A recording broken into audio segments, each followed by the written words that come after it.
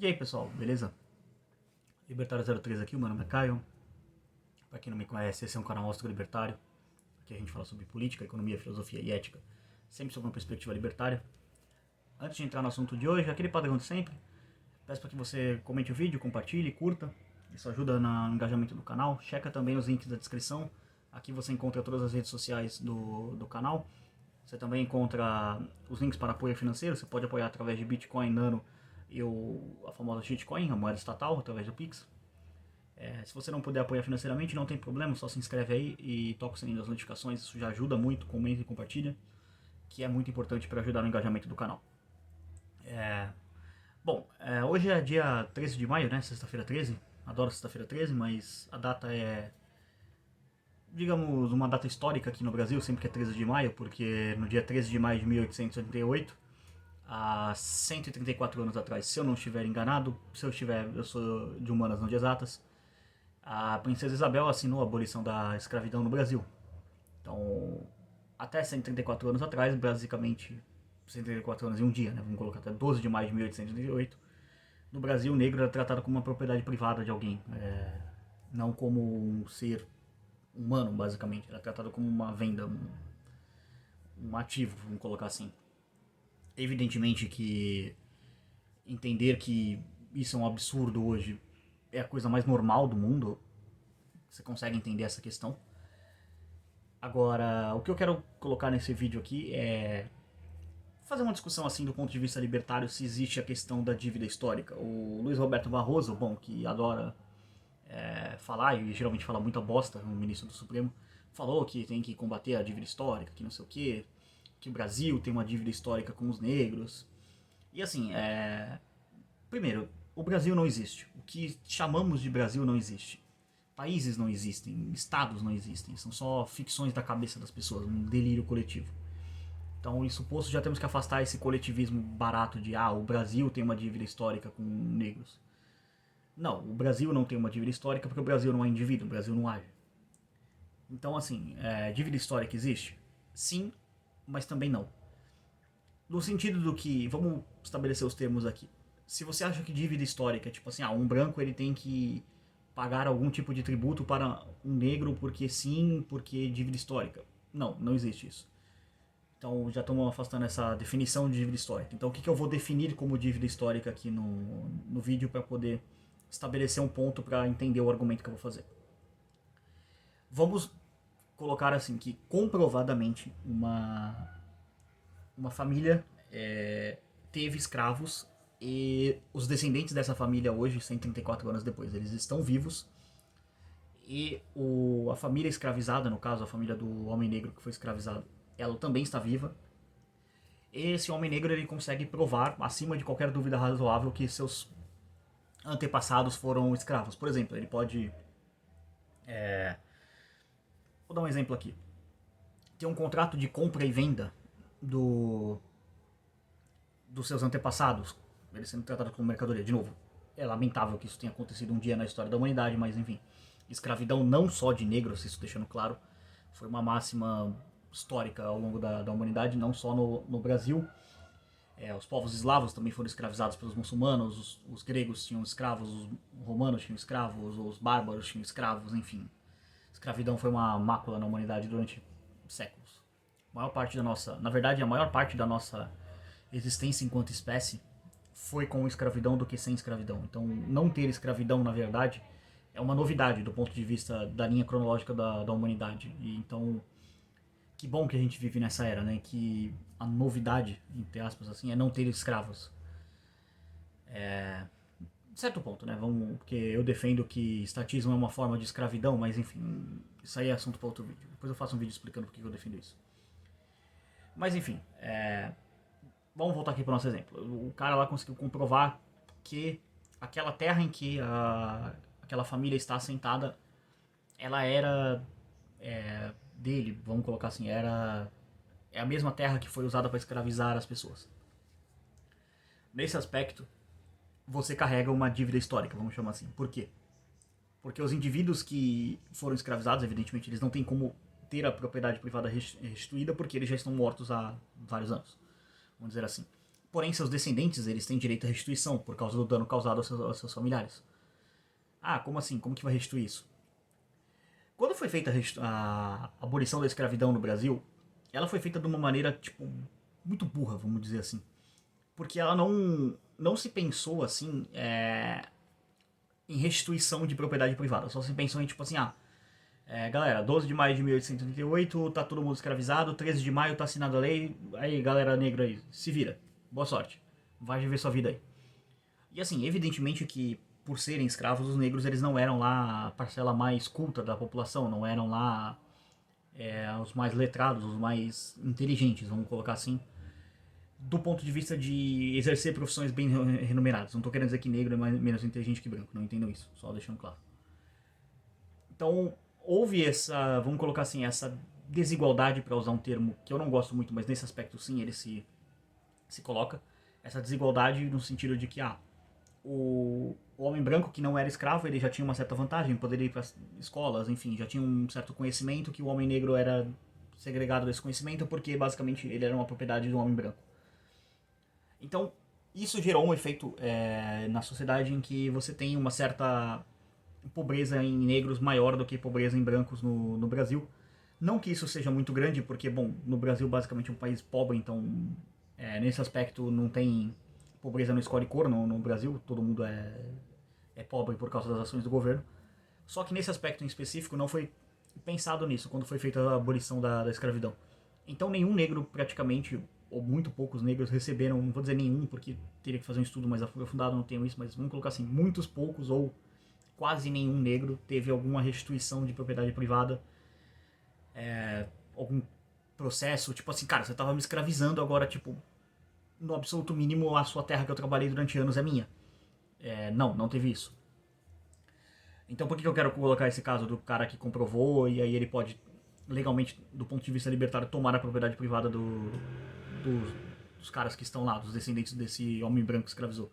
Mesmo que, essa família não escravizou ninguém. Mesmo assim, esse argumento não é válido, porque há como comprovar a agressão, então, portanto, você pode, nesse aspecto, usando esse termo de dívida histórica, pagar a dívida histórica. Ou seja, tira a propriedade privada desses homens brancos que escravizaram os antepassados desse homem negro, os antepassados que escravizaram, né? E dá a propriedade privada para esse homem negro. Isso pode ser feito do ponto de vista libertário? Sim. Se alguém conseguir comprovar, chegar com um documento, alguma prova acima de dúvida razoável, algo que seja periciado, que seja visto que não é falsificado e tal, fala, ó, tá aqui, ó, contrato, isso aqui meus antepassados trabalharam nessa terra, e eu fui escravizado, meus antepassados, então chispa daí que a propriedade agora é minha, porque, bom, basicamente o conceito de propriedade privada, você mistura a sua terra ao seu trabalho, portanto, quando você faz isso, a terra passa a ser sua propriedade privada. Isso é fácil de ser comprovado? Não. Isso é absolutamente muito difícil de ser comprovado.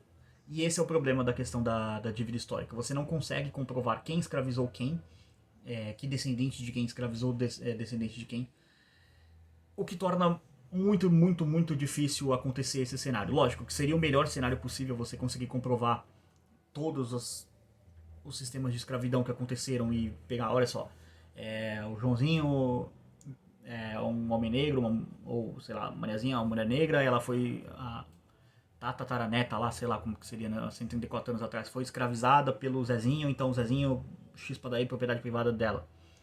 Seria muito bom se isso acontecesse, do ponto de vista libertário, assim, de restituir a propriedade privada para seus verdadeiros donos.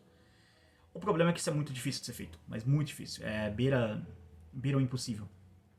Então, ao longo dos anos, o governo basicamente tem tentado intervir para poder tentar reparar essa injustiça histórica.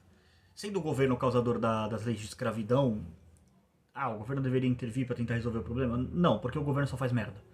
Por exemplo, o governo cria leis de cotas racistas. São cotas raciais, como são chamadas no Brasil, mas elas são cotas racistas, porque elas excluem brancos da universidade em detrimento a negros. Então, de novo, você pode acabar acontecendo uma bizarrice de um homem negro rico entrar na faculdade por cota, sendo que um homem branco pobre fica fora da faculdade. Tem essas bizarrices no país, então o que deveria ser feito? Do ponto de vista libertário, nada deveria ser deixado às faculdades decidirem a própria política, se uma faculdade quiser ter uma faculdade somente para negros, ou só dar cota para negros, ou só cota para brancos, ou somente brancos, ou indígenas, ou asiáticos, ou qualquer raça que ela quiser, eu só acho a faculdade babaca e racista, mas ela tem o direito de fazer isso. O máximo que eu poderia fazer como um potencial consumidor de faculdade, alguma coisa, é simplesmente não me matricular lá, porque eu não concordo com as políticas da faculdade. É isso, belo e moral boicote. Agora o que o governo faz é basicamente piorar o problema, porque isso gera mais animosidade entre brancos e negros, e indivíduos que deveriam viver em paz, independente da sua cor de pele, eles acabam tendo problemas de convivência porque, bom, o governo fica estimulando essa animosidade, e os movimentos de esquerda racistas, que eles se dizem antes racistas, mas na verdade são racistas, eles também estimulam essa animosidade, porque ficam estimulando a dívida histórica no sentido que eles estimulam, que é todo branco deve para um negro porque todo branco foi um escravagista. Então, não. Pelo menos assim, da minha família, eu tenho certeza que não houve escravidão da parte da minha família, porque, bom, minha família veio da Europa, então é muito provável até que eles tenham sido escravizados, ou um trabalho análogo à escravidão, porque, assim, gente, italianos, franceses, espanhóis, ingleses, essa galera que veio pro Brasil depois de 1888, ali, quando começou a dar aquelas treta na Segunda Guerra, Primeira Guerra, que foi mais ou menos nessa época que minha família veio, eles vieram para trabalhar nos exatos mesmos trabalhos que os negros trabalhavam, tá? Não é porque o negro era usado como mão de obra escrava que o trabalho, a demanda por trabalho análogo à escravidão, vamos usar um termo assim, sumiu. Então, isso acontecia. Tem uma novela da Globo, ela chama, acho que Terra Nostra, se eu não me engano, que fala sobre esse período. É até bastante interessante, porque mostra os italianos vindo pro Brasil e tal, e eles trabalhando nos mesmos trabalhos, oficinas de cana-de-açúcar, basicamente, e café. Eles trabalhavam que os negros trabalhavam, então só trocou a mão de obra. Lógico, eles eram remunerados, né? Tinham um salário, mas enfim. Era mais ou menos o mesmo trabalho, só que dessa vez a pessoa era tratada como gente, não era tratada como tipo, mano, trabalha aí, cala a boca, e se você reclamar, você tá vendo aquele tronco ali, a gente vai amarrar você e vai botar você pra ser chicoteado. Então, enfim, é basicamente esse o contexto da época. Então, essa ideia de que, assim, separando os dois termos aqui, dívida histórica como todo branco deve para todo negro. Não, isso é um absurdo completo, é ilógico, não faz sentido. O Brasil tem uma dívida com negros. Não, o Brasil não tem, de novo, o Brasil não existe. Agora, dívida histórica no contexto libertário que eu expliquei ao longo do vídeo, sim, faz sentido. Só que os problemas de você conseguir provar isso são muito complicados, assim como é muito difícil você conseguir provar um crime que aconteceu há muito tempo. Infelizmente, ainda não temos mecanismos para poder conseguir fazer isso melhor. Talvez nunca tenhamos, sei lá, talvez uma doideira completamente maluca aqui, mas sei lá, inventar uma máquina do tempo para conseguir provar isso aí poderia ser uma forma, mas enfim. Só uma doideira aqui, mas enfim. Até chegar lá não tem como fazer muito isso.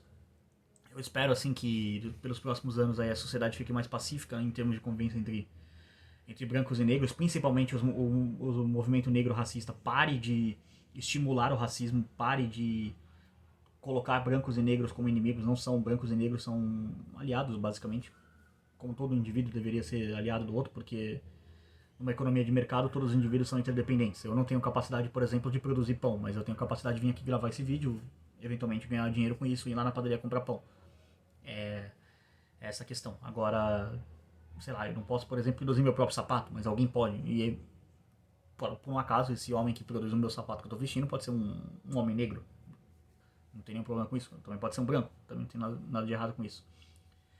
O problema é que colocar o negro como, tipo assim, um indivíduo autônomo, dotado de propriedade privada e um ser pensante por si só, não é o que a esquerda quer. A esquerda quer colocar basicamente o negro como, o coitadinho, foi vítima de racismo, vem cá, deixa eu te ajudar.